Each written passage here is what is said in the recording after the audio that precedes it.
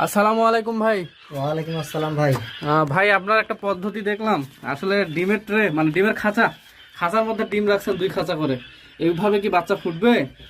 হ্যাঁ ভাই, এইভাবে ইনশাল্লাহ বাচ্চা ফুটে। দেখা যাচ্ছে 3-4 দিন আগে আমি এই উপরে আপনার ডিমটা উঠাই দিই। আচ্ছা, মানে এখানে ডিমের খাঁচা 2 খাঁচা করে বাঁধে বাঁধে রাখে দিছেন, জি তাই না? জি জি এবং এখানে বাচ্চা ফুটা 3-4 দিন আগে এই যে হ্যাচার ট্রে গুলোতে দিয়ে দেন। জি জি। আচ্ছা, এখানে আপনার তখন বাচ্চাগুলো ফুটে বাইর হয়। এই যে ফুটে ফুটে বাড়িছে।